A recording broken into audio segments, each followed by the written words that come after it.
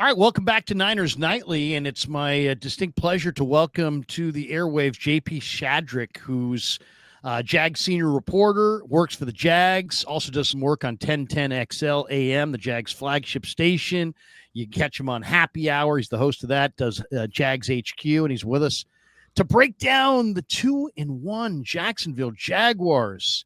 JP, how are you? Doing well. 2-1 is never a bad thing. It hasn't really happened a whole lot over the history of the Jaguars organization to be this decent this early. And when they a lot of times have been this decent this early, they've been really bad late. So you know how it goes. It's a long season in the NFL, but it's better than being 0-3. I can tell you that. Well, we saw Liam Cohen, yelling at Trevor Lawerence, hit him in the chest, hit him in the chest. And Trevor wasn't having any of that, gave him the old, kind of what my kids do to me when I say, take out the trash.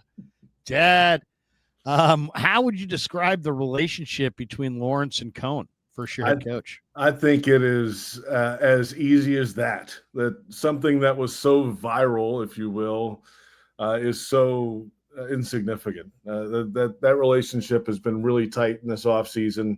They've worked really hard to try to make this thing work and get Trevor Lawerence comfortable in Liam Cohen's offense. And it is the third offense for Trevor Lawerence in now 5 years in the NFL. So there's a lot that goes into it. It's a very intricate scheme, a lot of motions and shifts, and they haven't quite got the hang of that yet. They've had a lot of illegal shift calls in the first 3 weeks of the season, so there's some of that going on, but the relationship is good. I mean, it seems like Trevor usually makes the right checks at the line, and they have good, clean communication when they come off the field and onto the bench and throughout the week in the building as well. So, by all accounts, from hearing from both sides of it, they're very happy with where they are right now. They just need a little better execution from the quarterback. I think that's a fair statement too. He's missing some passes down the field and missing some open players and throwing short on deep passes. So there's some things to come with that. But so far, they're 2-1. They found a way to win a couple games. Is there room for improvement with that relationship and the way it kind of bleeds over into the offense? Absolutely. But it's early in the season, and I think there's a positive foundation they built all offseason. I think they got to be feeling good about the division. I mean, the way the Texans are off to the 0-3 start and Jacksonville's 2-1. You mentioned Lawerence in a number of different schemes. That seems like the plight of a lot of quarterbacks on teams that don't win is that you're going to have to work with multiple coaches, multiple OCs, different systems. One thing I've noticed is the Jags seem like they're running the football a lot better. They drafted Bashil Tutin. They've got Travis Etienne. Talk to us a little bit about Jacksonville's running game, because it seems like it's been one of the NFL's better running games early on. And that's the way it worked in Tampa last year with Liam Cohen as the offensive coordinator. They really had to rely on that running game a good bit more than they thought. They had some injuries in the passing game at wide receiver last year in Tampa, so Liam Cohen adjusted, and they had a couple good backs down there to get the job done. They also made some changes on the offensive line here in the offseason, brought in a veteran center and a veteran right guard to go along with a first-round right tackle and a left guard who's a solid veteran player and a left tackle who's been around for a few years. May not be a top-end left tackle, but he's a good player, and Walker Little, actually, who you guys know pretty well in that part of the world. So they start with that. And, last year it felt like when it was 3rd and 1, it felt like 3rd and 5. They couldn't push anybody around. They had issues in the short game, in the running game. And that was a number one priority, was to increase the level of physicality on the offensive line. And the way they block is a little bit different now. They do a lot of zone stuff and some things and some wham blocks from the tight ends that come in. So there's a lot of that kind of moving parts behind the O-line to open up some of these holes. And then the approach from the running backs, I think, has been really solid too. Etienne is in the final year of his rookie contract, the 5th year. He was a first-round draft pick. So he's in this option year right now. So you know how that goes with players in a contract year. You sometimes get a little more you're a little more locked in at times in a lot of things. I think Etienne has really taken the right approach with that this offseason, and it's starting to show here on the field. And then Tutin has been a fantastic addition. He's not scared to run it up in there. He hasn't really broken a big one yet, But when he does, he's got like 4.33 speed, and that will be fun to see. But it is nice to see him run it between the tackles, and he falls forward. He doesn't fall back. And they also added LaQuint Allen in the running back room too, late-round draft pick out of Syracuse, who they love in the pass protection game, and he'll contribute a little bit in the running game. But for the most part, it's been Etienne and Tootin, and through 2 weeks at least, they were leading the league in rushing, and I think that's going to be a staple of what they do. The passing game will work off the running game for the Jags. Who's the play caller? Is Cohn calling his own plays, or Yadinsky, the OC, is he the play caller? Yeah, Liam Cohen is actually dialing it up on game day. So, that was an early question when he was hired, because there were play calling issues around here the last couple of years with Doug Peterson and Press Taylor, who was calling it, when in the game they were calling it. They were switching it mid-game one year, and they didn't really want to answer the question. The first question was, are you all? And before the question was over, Liam's like, yeah, I'm calling plays. I'm calling ball plays. That's what we do here. So Udinsky's heavily involved, of course, in the plan all week long as the offensive coordinator. And Trevor Lawerence is heavily involved in that, certainly. So, but when it comes to game day, Liam Cohen's the one dialing it up. The guy who I think might be the best receiver in football is Brian Thomas Jr. I mean, I know people, if you say best receiver in football, they're going to say, Jamar Chase, Justin Jefferson. But this guy's probably as good as those guys. He just hasn't quite made a name for himself. He was awesome at LSU. He's a touchdown scorer. He was their first-round pick. It seemed like most rookie receivers struggle. He did not. He looks fantastic. How's he looking this year? How's Brian Thomas looking? Not good, honestly, to be quite frank with you. It has not been good for Brian Thomas this year. And last year, it was a slow start for him.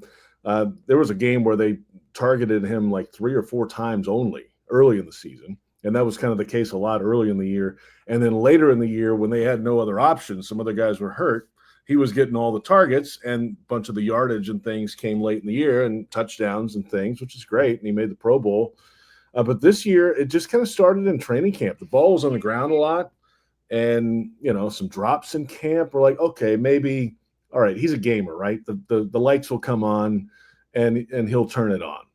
Well, that hasn't been the case. He had a bunch of drops again on Sunday, a ton of them in week 2 in Cincinnati, and the ball's been on the ground. And that has just been an unfortunate, just a kind of a mind game with him, I think.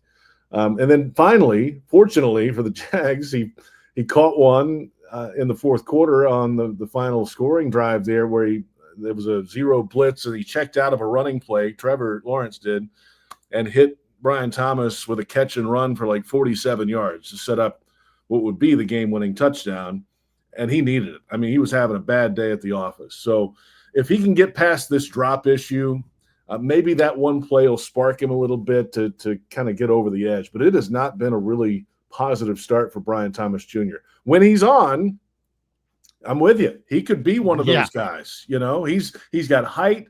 He's got open field speed. He can go up and get jump balls down the field. That's where he made his bread last year.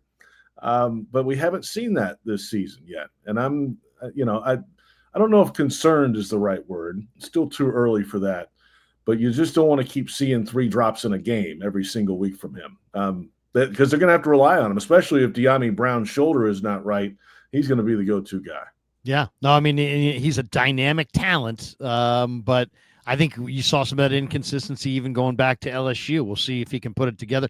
Is there more patience among Jaguars fans or the Jaguar organization with the development of Lawerence?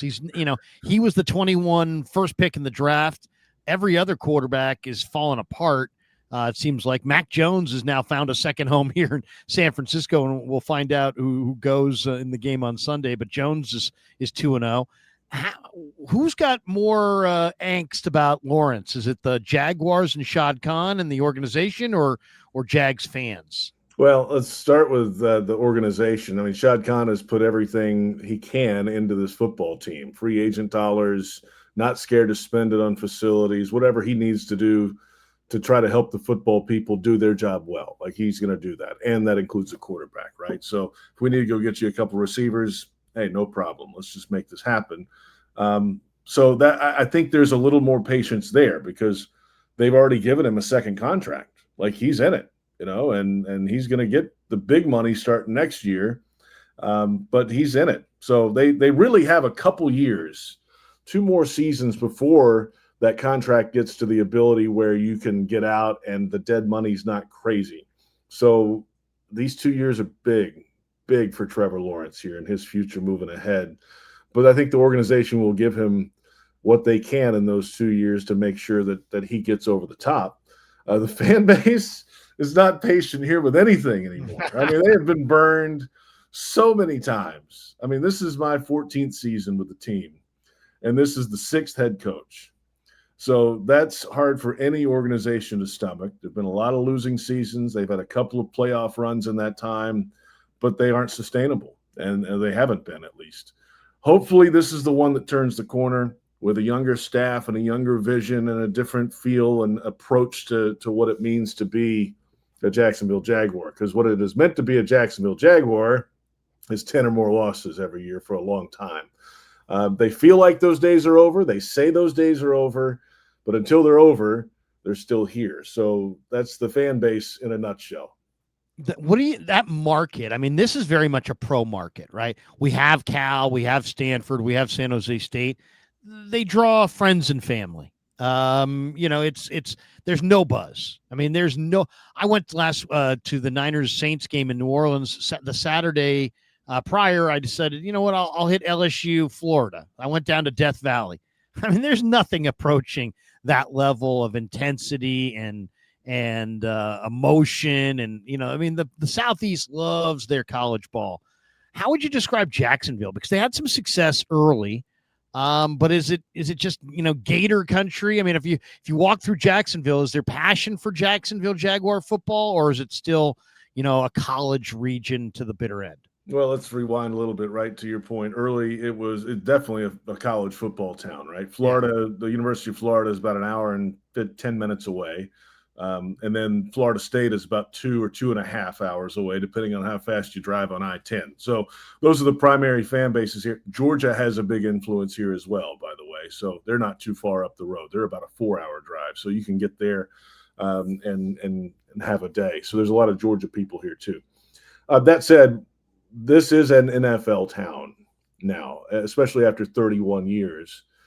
They had early success in the franchise's history in the 90s, of course, with those playoff runs and great teams. They've had limited success since then. They've had some good teams, some playoff teams, some good players come through. But really, since about that 07, 08 run where they had Fred Taylor and Maurice Jones-Drew and those guys, it just has been inconsistent ever since. However, when they're on and they prove that they're good, these people pack it out. And it is a rabid fan base. But as we said earlier, they're a little bit gun shy because of everything they've been told tales before of greatness and have been burned. So that's the fan base here. It is an NFL fan base. The ratings on television, good or bad, trump anything that the Florida Gators or the Seminoles get on Saturday. It's not even really close, actually. Wow. So it's an NFL town. But when they lose 4 in a row or not playing well or have issues, then a lot of times there's a lot of other things to do here too. There's a nice beach here. There's the river. There's fishing. There's a lot of golf. I mean, so there's competition in the marketplace that is not sports. So that's fine. But this is a fan base that is here. And there's a transient group now. There's a lot of people from out of town here now too, especially since COVID, right? This area has boomed since 2020. So there's a lot of Northeast folks that have come down and made a second home or just moved altogether to the Jacksonville area. So you have to appeal to some of those people that are primary fans of another team. Okay, those people are maybe Jaguars fans second. Get them out to the stadium, and that's where we are. But they're here, and the Jags aren't going anywhere. And there's a new stadium in the pipeline in a few years. It's being built right now. So they're here for the next 30, 35 years, especially. JP Shadrick with us on the line as we talk a little bit about the Niners and the Jags, who go Sunday at Levi's. Week 4 in the NFL is upon us. Unbelievable how fast this thing's going by. Let's talk Travis Hunter for a second. How many snaps is Travis Hunter playing? Is he a better offensive player? Is he a better defensive player? Where has he made his impact thus far? I think initially he is just a more he's a better natural defensive player because he can read and react, and they play a lot of zone defense here in theory. So you're looking at the quarterback, and you're covering just an area, and you can go make a play on a football, which is perfect for him. I mean, he's fantastic. And if he has to play man, he's really good man to man. I mean, so he can kind of hang if he needs to. They've been kind of slowly putting him more on defense this season, though. So as that has gone, first week he didn't play much defense at all. It was all offense. And now that's kind of become 50-50. And I think the snaps on both sides are just going to continue to grow. I don't see any reason. There's no rule book saying you have to slow him down. If he's feeling it and is playing okay and playing well, then you keep putting him out there until he proves that he can't. The problem on offense is that they've only had one real deep shot to him, and it was underthrown week 1 against Carolina and intercepted. It was a one-handed interception by J.C. Horn, but it was he was 6 yards behind the guy, and it would have been a touchdown, and the quarterback didn't get it to him.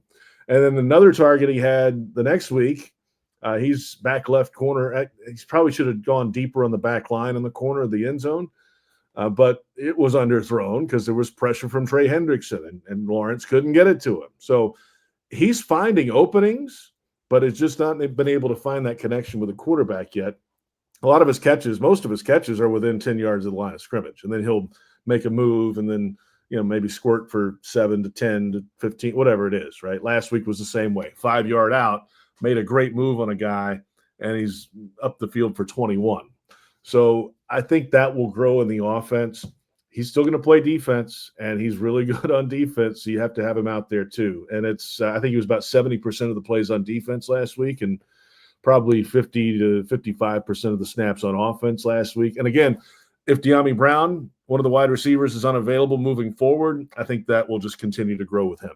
All right, this 49er football season on the Krug Show is presented by Sleeper, the fastest growing fantasy platform in the world. It's a one-stop shop. You get blazing fast news, real-time stats, group chat, season-long leagues, and, of course, Sleeper picks for daily fantasy, where you choose 2 to 8 players pregame or live and pick more or less on their projections. And if you're new to it, this is how it works. You use the promo code Larry, Larry, and you're going to get a $100% deposit match up to $100 on your first deposit.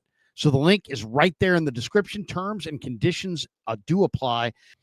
It was a big move by a rookie GM, James Gladstone, who I saw him on draft day. I thought, man, this is one of the youngest looking general managers I've ever seen in any sport. He comes from the Rams, though, and he's highly regarded. Have you had any one-on-one time with Gladstone, and what's your impressions of the new GM? So James Gladstone is 34 years old, and he walks in. It's like, well, it's the first time for me that both the coach and the GM are younger than me, which means a couple things. That football's changing, and I'm getting older. It's just that's how it works. But then so James Gladstone has started doing a weekly radio show with us on our Jaguars radio network. So it's him and Tony Baselli, who's now the executive vice president. They're on together each and every Thursday for 30 minutes with us. And then the head coach will swing in occasionally. But just hearing his process of how he evaluates talent and how he operates a football team and a roster, it's pretty fascinating. He is a deep thinker and has a reason for every move he makes. And he's not scared to make a bold move. That was the first thing he said in one of his first press conferences was, we're going to make bold decisions and do what we can to help this team. And that was before the draft. And so that proved the draft night that he's moving from 5 to 2 to get a guy who he said can change the game. Well, that's high praise. So, but that's only going to continue. They've cut 2 guys, or they traded Tank Bigsby away, who was in that running back room, who a lot of people, he was the leading rusher last year. Sent him off, right out of here. It was not fitting what they wanted in culture and on the field, especially. So, all right, see ya. We'll get some picks. That's fine. There was a defensive back in here as well that they ended up cutting after week 2. Same idea. There was no room for him on the field. Not quite what we're looking for in the room. All right, no, we're not going to be beholden to some of these old contracts that the previous regime had. So he's not scared to make a move. He's not scared to explain why he made a move too, which I really appreciate, because a lot of folks in that office feel like they don't have to explain anything to anybody. So It's refreshing, actually. Let's talk about the defense. You guys have one of our favorite guys here in Eric Armstead. Armstead was a leader here, and I think he might have been hurt by the fact the 49ers lowballed him.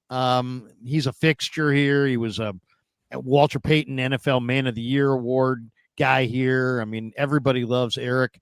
He was the adult in the room. He was a leader on their front, inside, outside, very versatile. How's he played in Jacksonville?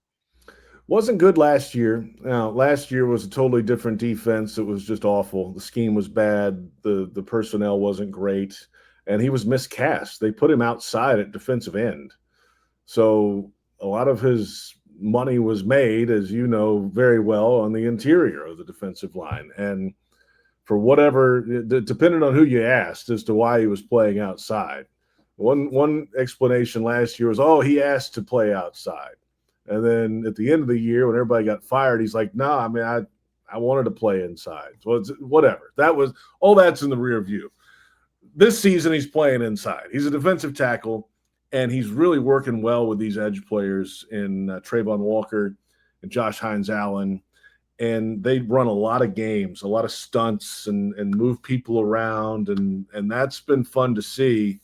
I'm interested to see if he can really step it up on his own. When they just rush 4 straight, can he beat the guy and get to the quarterback? Hasn't quite done that on his own yet.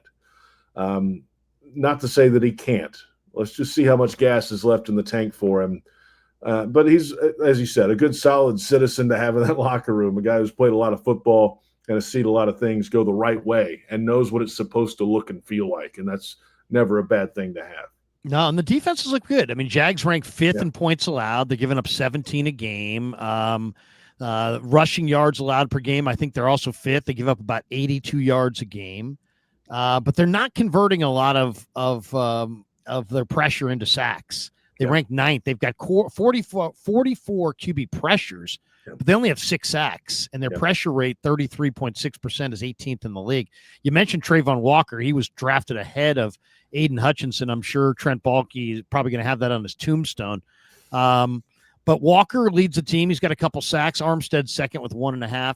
You mentioned, the outside rush. I kind of like the outside rushers that this team has. I mean, Walker's a big-bodied guy. Josh Allen, or Hines-Allen, loved him in college. I mean, he's always been a really talented guy. And then I thought they kind of found a couple of guys in B.J. Green, the Colorado kid, who's kind of short and stocky but powerful. He was great for Dion. And Strigow from Minnesota made this team as well. How would you describe this defensive line? I mean, and Mason Smith from LSU is a gigantic, huge guy with a lot of talent. We'll see if they can get it out of him. How do you see the front? They got some nice ends. Yeah, and let's start with the premier guys, like the first-round draft picks. Trayvon Walker is a really solid all-around defensive end.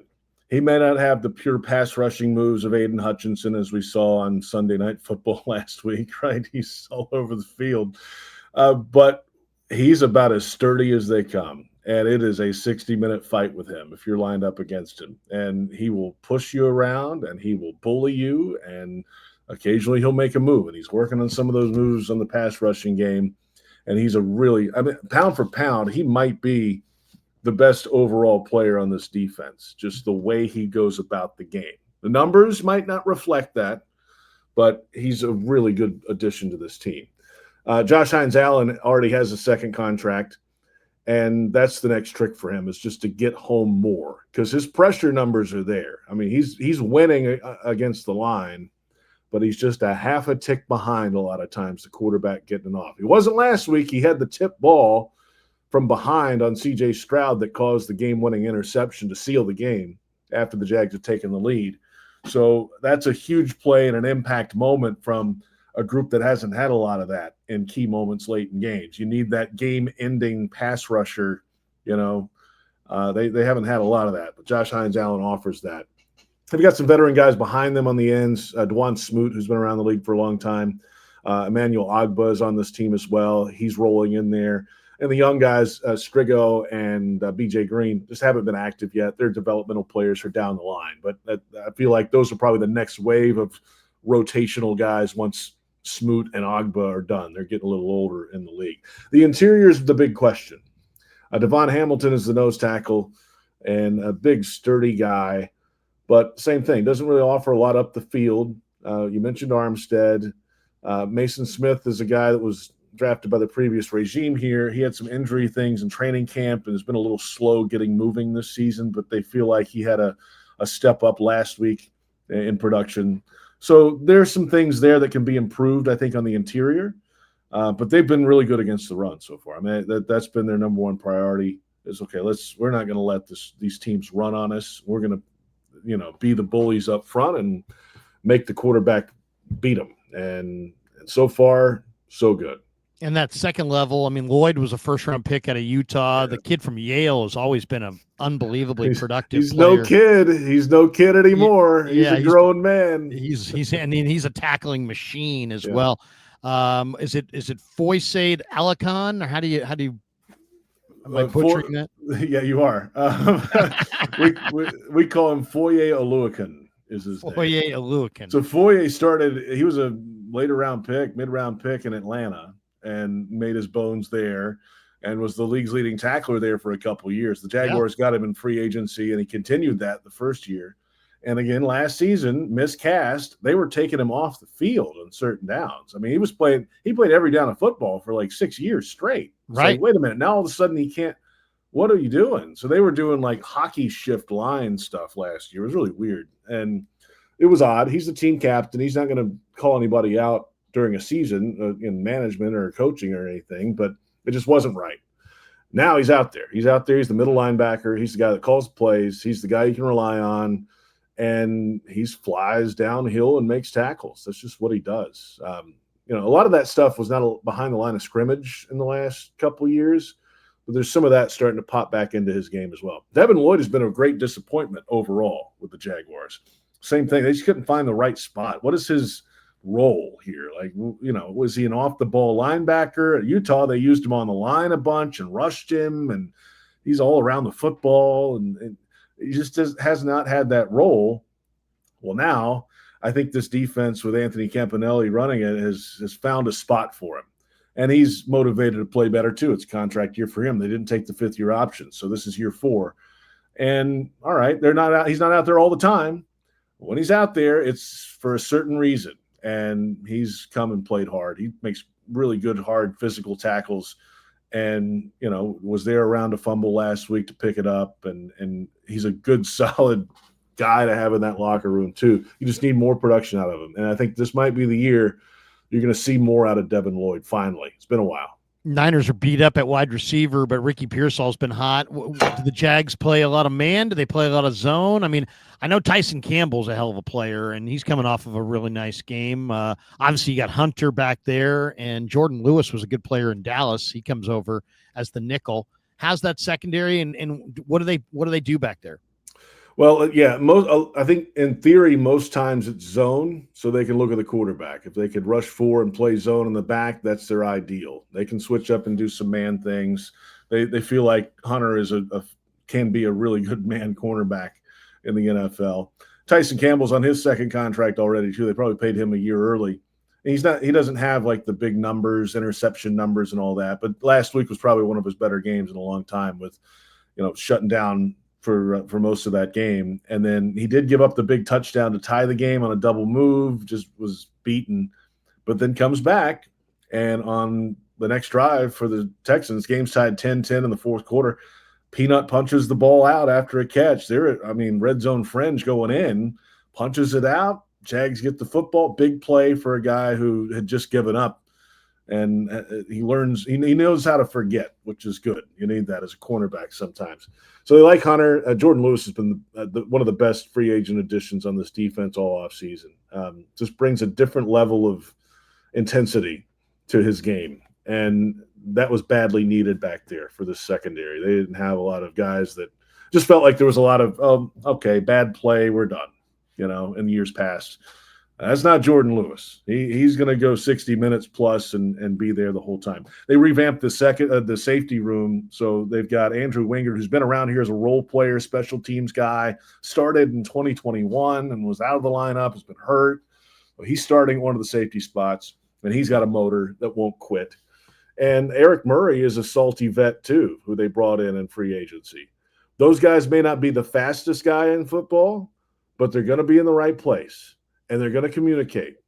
And everybody in the secondary is going to know where they need to be, and that's half the battle right there. We didn't have that around here the last few years. So it's a fully revamped secondary, and so far, hey, they're taking the ball away. They had 3 takeaways last week. They have 9 for the season, 3 in 3 straight games for the first time in franchise history.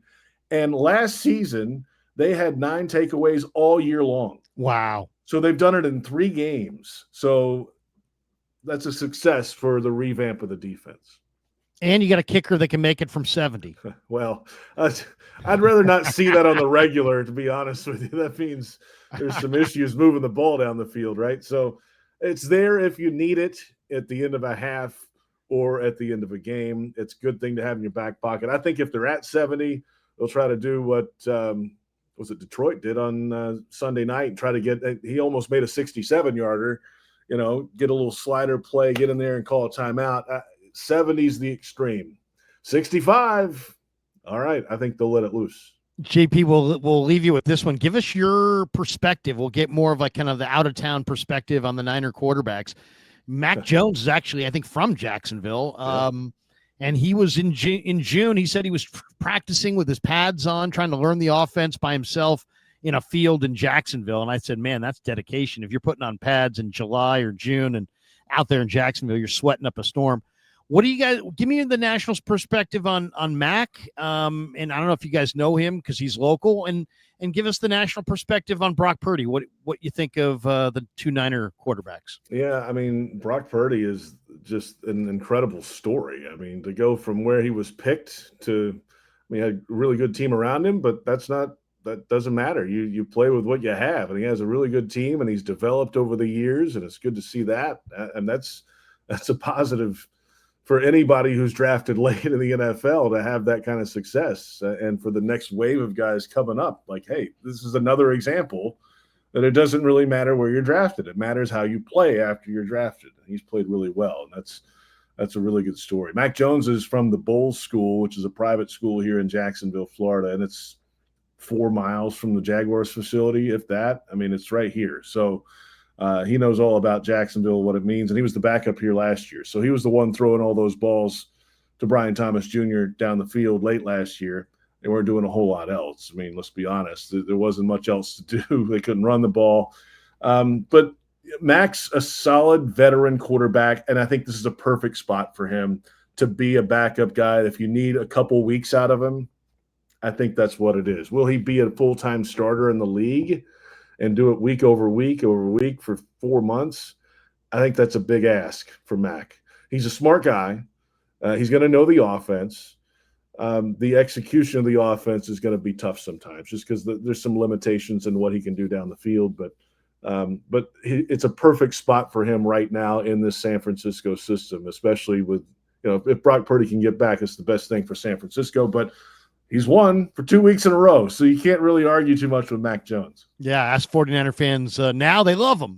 Check back in a few weeks. We'll see. The Patriots fans still hate him, but that's another story. Exactly. Yeah. And I think that, it's interesting, too, because of his struggles in New England, and that's such an iconic franchise. It's right there next to ESPN. I think the national vibe on Mac Jones is very negative. But he's been great here. He's been absolutely great here. Shanahan loves him, and so far, 2 weeks, he's played pretty good football. Mm-hmm. On the way out the door, give me a prediction on the game for Sunday and something that you're going to be looking for maybe in the first half. I need body language, positive body language from the Jaguars offense is what I need. They've had a lot of drops last week. Brian Thomas Jr. is one of those bad body language guys. And if things aren't going well, it just kind of pours over to the sideline, and it's a vortex. It's like hard to get him out of it. And all right, let's watch that. That's a big priority. I think it's a running game for the Jags. That's what they're going to want to do. They had to adjust last week in the first half. The Texans slowed them down in the run game, so they were throwing it around, but they weren't catching it, right? So that was a problem early in that game. Early success, I think, for this offense, one way or another. I think that's a big key. And you know what? I think they're going to keep defenses are going to keep probably take the Texans' blueprint. Let's stuff this run game and make 16 beat us, because he hasn't proven yet, at least this season, that he's been able to beat somebody on his own down the field with his arm. So I think that's going to be the formula until it's not. And then on defense, it's the same thing. Keep getting pressure, stop the run, keep getting those pressures. You're going to get home on some sacks at some point, and then that leads to takeaways. That's been their formula on defense. And, it does help the Jags that there are a lot of injuries with San Francisco right now, both sides of the football, especially on offense. So got to take advantage of whatever's out there, whatever runs out that tunnel for San Francisco on Sunday. The defense has really carried this team so far. Even though they gave up a bunch of points in Cincinnati and lost that game, overall, it's they can run the ball and play defense. That's the formula for the Jaguars' success. JP Shadrick, Jag senior reporter. He's a great follow on X at JP Shadrick. Promote your podcast, man. There's lots of people out here that stumble into new podcasts and wind up being regulars. So promote away. Yeah, Jaguars.com, the official team website. All our programming is there. We have morning and afternoon shows. So we have another group that does the morning shows, Jags AM. We have Jaguars Happy Hour in the afternoon. Pete Prisco is on with us each and every Monday to recap from CBS Sports. He's a former Jaguars beat writer. That's why we have him on, and we get a little salty both ways about the game, which is fun. Thursday, we have Jags HQ, so our leadership, the GM, the EVP are in, the head coach occasionally. That's on Thursday afternoons.